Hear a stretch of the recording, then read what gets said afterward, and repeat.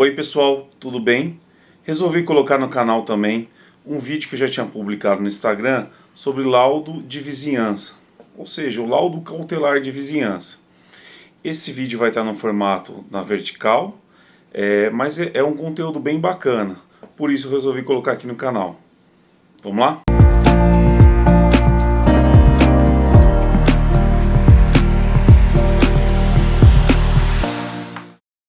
Então, laudo de vizinhança. O que é laudo de vizinhança? Algumas pessoas chamam de laudo cautelar de vizinhança, outros chamam de ad perpetuum memoriam, mas basicamente é um documento que é feito para registrar como a edificação vizinha a uma obra está.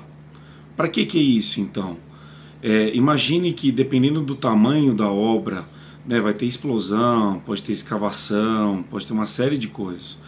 As edificações vizinhas, elas podem sofrer danos com essa movimentação que a obra gera, inclusive até às vezes emboço da fachada, enfim, uma série de coisas. Então esse laudo, ele é um resguardo tanto para quem está construindo, para também pro vizinho. Então ele visa minimizar alguma coisa lá no futuro. Então a gente faz um laudo lá no passado, registra como está aquela edificação, e isso ela fica um registro, por isso que fala ad perpetuum memoriam, então é um registro eterno daquela data, daquele momento, daquela situação. Se a gente pegar a norma 12722 de 92, que é a discriminação de serviços para a construção de edifício, lá ela fala no item 4.1.10 que é necessário ter uma vistoria preliminar. Então essa vistoria preliminar de qualquer obra é o laudo de vizinhança. Então você faz uma vistoria preliminar na vizinhança, no seu entorno, e registra como que aquela vizinhança está. Aí a primeira dúvida, mas qual o entorno que eu faço? Isso a norma não prevê. Então depende muito do tipo de edificação, o que você vai fazer. Então, por exemplo, se você tiver demolição, explosão de rocha, recomenda-se ter um raio maior. Ou às vezes você está numa área tão isolada que você vai fazer um vizinho tem. Esse vizinho, quantos metros ele está, vai gerar dano? Às vezes não tem. Por quê? Porque você está numa vizinhança bem isolada, a sua obra não vai ter escavação, a sua obra vai ter uma fundação, de repente uma hélice contínua, não vai ser uma estaca franque, não vai ter uma estaca gravada, pré-moldada. Então você pode até decidir, falar, não, aqui, né, o engenheiro responsável ou quem for o construtor, o incorporador, fala, olha, aqui não precisa ter laudo de vizinhança por isso e está tudo bem. Porém, algumas edificações elas estão inseridas lá dentro do centro urbano. Então você tem às vezes uma edificação já bem antiga, você tem uma edificação nova, você tem uma série de coisas, você tem explosão, você vai ter escavação, você vai ter uma fundação, né, vai cravar perfil metálico na divisa dos lotes. Então é importante você fazer isso. Para quê? Deu um problema, né? Acho que toda empresa idônea, todo construtor fala assim, tudo bem, o problema foi esse, eu vou reparar esse. Esses outros problemas já existiam e eles não foram aumentados. Então, definido, né, fazer o laudo de vizinhança, o IBAP ele recomenda, ele fala em alguns níveis de laudo, né? Então tem o nível 1 até 3, onde o nível 1 ele às vezes ele tem uma grande quantidade, então às vezes você pode ter que fazer várias edificações, ele é um laudo um pouquinho menos detalhado, ele vai ver características mais externas das edificações. O nível 2, ele já vai ser um pouco mais detalhado, ele já vai ter um relatório fotográfico um pouco mais detalhado, vai ter uma caracterização ali de algum revestimento, alguma coisa, e o nível 3, aí sim ele entra mais registros, mais detalhamento e tudo mais.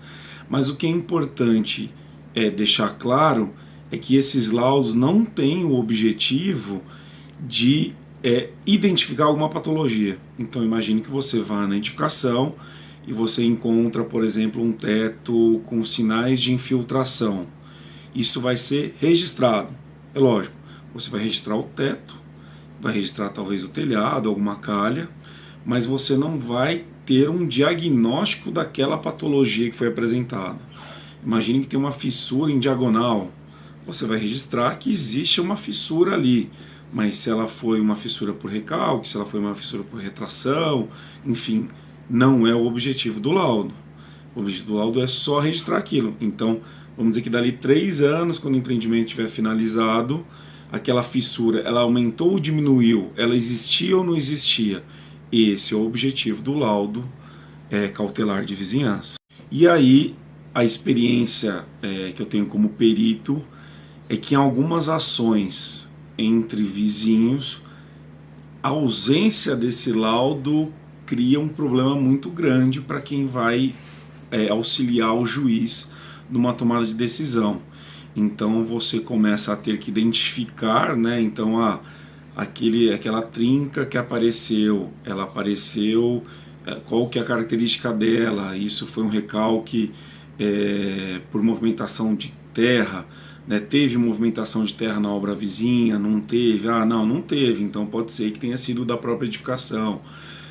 Você vai ter que começar a buscar outros elementos que dê um subsídio para você falar, olha, isso foi, isso não foi, né? E aí, nesse período de processo, dependendo se não for suportado pela Defensoria Pública, isso faz com que o perito estime honorários maiores.